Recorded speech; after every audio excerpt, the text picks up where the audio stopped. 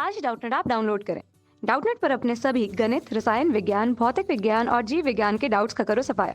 बस प्रश्न की फोटो खींचो, एक ही प्रश्न को क्रॉप करो और तुरंत वीडियो सोल्यूशन पाओ। अभी डाउनलोड करें।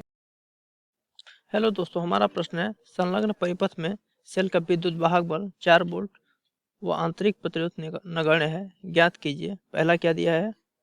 कुल प्रतिरोध, दूसरा परिपथ की धारा और तीसरा दिया है बिंदु ए और सी के बीच विभवांतर। ठीक है, तो आइए देखते हैं इस प्रश्न को कैसे हल किया जाएगा। तो दोस्तों, ये हमारा जो है परिपथ दिया गया है, ठीक है, और इसमें पूछा जा रहा है कि इस परिपथ का कुल प्रतिरोध। पहला तो ये पूछा जा रहा है कि कुल प्रतिरोध ज्ञात कीजिए।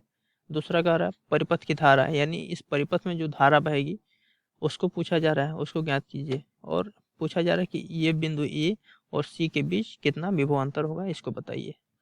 तो दोस्तों, आइए इसको पहले भाग की तरफ चलते हैं। पहला भाग क्या है? कुल प्रतिरोध निकालना है। तो दोस्तों, यहाँ पे जो है ये प्रतिरोध और ये प्रतिरोध दोनों जो है समांतर में एक तरह से हम कह सकते हैं। तो इस परिपथ को ऐसे हम बना सकते हैं, इसको ऐसे बनाया जा सकता है।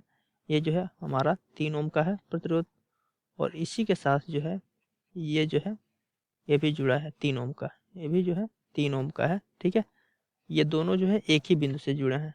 ये हमारा जो है बिंदु है ए और ये है सी। ठीक है, ए और सी से जुड़े हैं, और इससे जो है एक बैटरी जुड़ी है। ये बैटरी जो है 4 वोल्ट की है। ठीक, और इससे जो है क्या जुड़ा है? 1 ओम का प्रतिरोध जुड़ा है। ठीक है, ये जुड़ा है 1 ओम का। अब ये देखिए, अब ये दोनों जो है समांतर में दिख रहे हैं, ये जो है इनके साथ श्रेणी में दिख रहा है। ठीक है, अब इसको आसानी से हम हल कर सकते हैं। ये ए हो गया, ये सी हो गया, और ये बिंदु जो है ये हमारा डी हो गया। ठीक है, अब हम यहाँ लिखेंगे ए तथा सी के बीच प्रतिरोध समांतर क्रम में है, समांतर क्रम में है। अतः तुल्य प्रतिरोध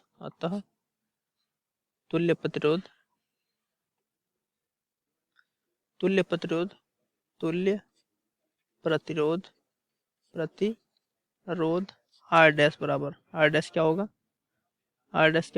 1/r बराबर क्या हो जाएगा? 1/3 प्लस 1/3। 1/r1 r2 होता है, 1/r1 प्लस 1/r2। तो r1 हमारा 3 ओम है, r2 भी 3 ओम है, तो इसलिए हमने लिख दिया 1/3 प्लस 1/3। ये हो जाएगा 2/3। तो यहाँ से r डैश का मान क्या हो जाएगा दोस्तों? r डैश बराबर हो जाएगा 3/2 ओम। ठीक है, ये हमारा जो है ए और सी के बीच तुल्य प्रतिरोध निकल गया।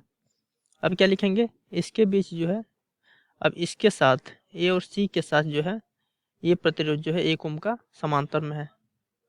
तो यहाँ लिखेंगे आर डैश के साथ 1 ओम का प्रतिरोध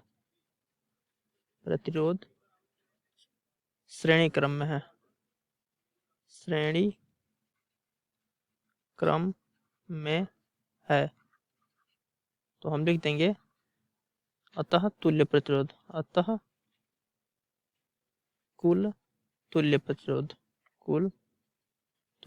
प्रतिरोध आर बराबर क्या हो जाएगा?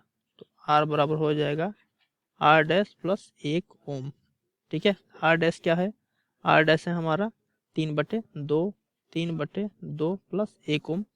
ये बराबर हो जाएगा, आर बराबर हो जाएगा 2 का 2, 3 2 5, 5/2 ओम। ठीक है, तो हमारा जो है कुल प्रतिरोध निकल गया कितना? कुल प्रतिरोध हो गया 5/2 ओम।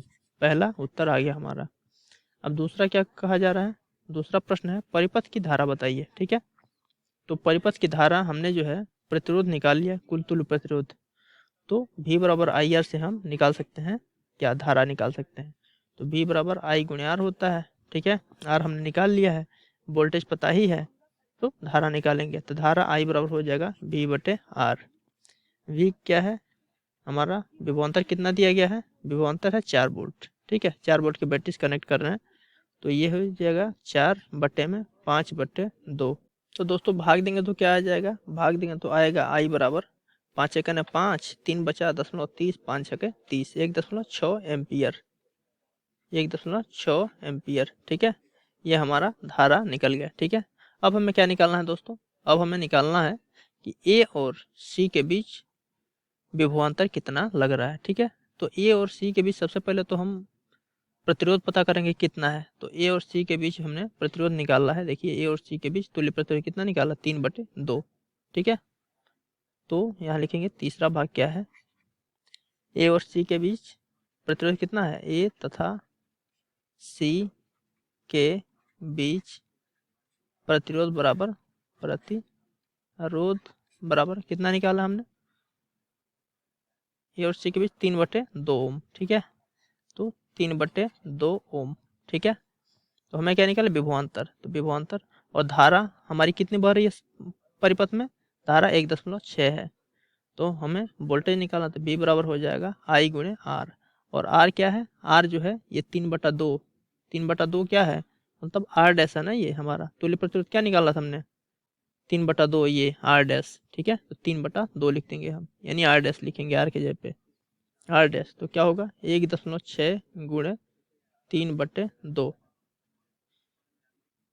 हल कीजिए इसको, क्या होगा? 2/8 16 यानी 0.8 हो जाएगा, और 8 त्रिके 24 यानी 2.4 वोल्ट हो जाएगा। यानी कि जो है ए और सी के बीच ए और सी के बीच वोल्टेज कितना होगा? वोल्टेज होगा हमारा 2.4 वोल्ट। ये हमारा उत्तर हो गया दोस्तों, ये हमसे पूछा जा रहा था। Thank you. कक्षा 6वीं से 12वीं से लेकर नीट, IIT, जेईई वो एडवांस के लेवल तक 1 करोड़ से ज्यादा छात्रों का भरोसा।